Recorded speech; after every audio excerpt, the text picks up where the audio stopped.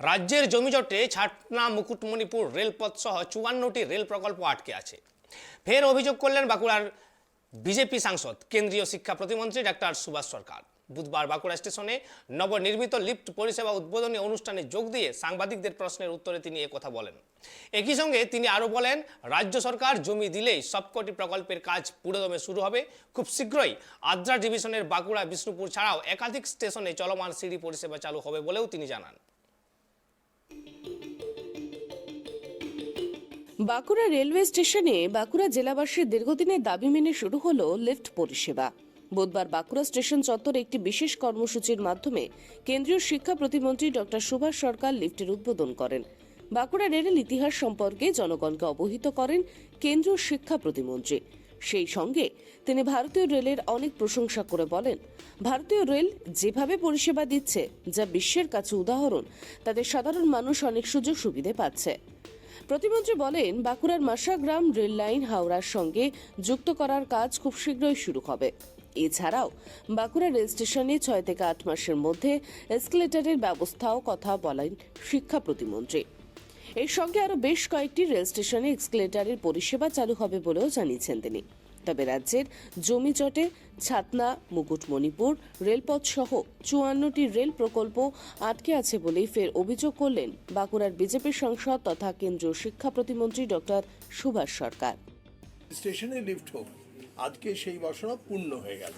আরো পরবর্তী পরিকল্পনা হ্যাঁ, পরবর্তী পদক্ষেপ তো মানে একটার পর একটা সব আছে। প্রথম কথা, বাঁকুড়া থেকে হাওড়া যাওয়ার যে সময় সেটা বেঁচে যাবে, মশাগ্রাম হয়ে ইস্টার্ন রেলওয়ের সঙ্গে কানেক্টেড হয়ে যাবে। এর সঙ্গে সঙ্গে সবথেকে বড় কথা যে আর কয়েক মাসের মধ্যে এসকালেটারও হয়ে যাবে, চলমান সিঁড়ি। আর এই চলমান সিঁড়ি হওয়ার জন্য রেলের একটা নিয়ম ছিল যে এত প্যাসেঞ্জার হলে পরে তাহলেই চলমান সিঁড়ি হয়, না হলে হবে না, এক্সেপ্টিং কিছু ট্যুরিস্ট স্টেশন, ট্যুরিস্ট স্পট। তো এবছরের বাজেটে সেই যে মানে বাইন্ডিংস ছিল সেটাকেও হটিয়ে দেওয়া হয়েছে। এই যে অমৃত স্টেশন হচ্ছে 1275টা, এর মধ্যেই ঠিক করে প্রত্যেকটা এই ডিভিশনে মানে আদ্রা ডিভিশনেও 15টা স্টেশনে চলমান সিঁড়ি হচ্ছে। তার মধ্যে আমাদের বাঁকুড়া থাকবে, বিষ্ণুপুর থাকবে, আদ্রা থাকবে, জয়চণ্ডী পাহাড় থাকবে, গড়বেতা, শালবনী, সব বলে দিয়েছি লিস্ট। আপনি বাজেটের আগে বলেছিলেন যে রাজ্য সরকার যদি জমি দেয় তাহলে সেক্ষেত্রে যে সমস্ত প্রকল্পগুলো থমকে রয়েছে তার জন্য অর্থ বরাদ্দ করবে কেন্দ্র, কিন্তু বাজেটের পরে দেখা গেল কোনো অর্থ বরাদ্দই হয়নি। বলি আপনাকে, জমি আগে দেবে তবে তো অর্থ বরাদ্দ হবে, না হলে অর্থ বরাদ্দ করে কি লাভ? জমি দিতে হবে। জমি দেওয়ার চিঠি কোথায়? জমি দিচ্ছে না। 54টি প্রজেক্ট একেবারে আটকে আছে, তার মধ্যে বাঁকুড়ার ছাতনা মুকুটমণিপুর আছে।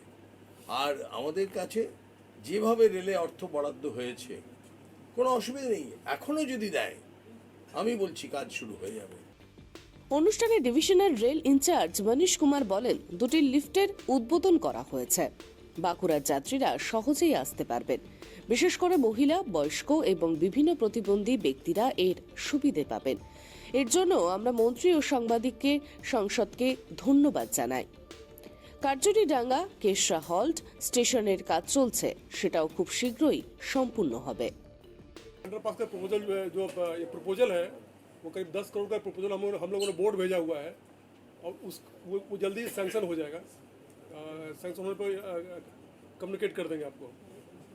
एमएलए साहब खुद चेंज कर रहे हैं इसको, तो उसको हम लोग जैसे ही सैंक्शन होता है मोस्ट प्रोबेबली मार्च में हो जाएगा ये, तो उसको कम्युनिकेट कर देंगे हम लोग यहाँ पे। हाल स्टेशन कितने दिन में होगा बांकुड़ा का? हॉल भी मार्च तक हो जाएगा। काजूरीडंगा हॉल जो है मार्च तक कंप्लीट कर लेंगे। বাঁকুড়া স্টেশন লিফট পরিষেবায় চালু হওয়ায় যথেষ্ট খুশি রেলযাত্রী থেকে শুরু করে সাধারণ। তারা জানান, বয়স্ক মানুষ এবং রোগী নিয়ে যেতে গেলে খুব সমস্যার মধ্যে পড়তে হতো। সিঁড়ি বেয়ে যাতায়াতে বড় সমস্যার সম্মুখীন হতে হয় তাদেরকে।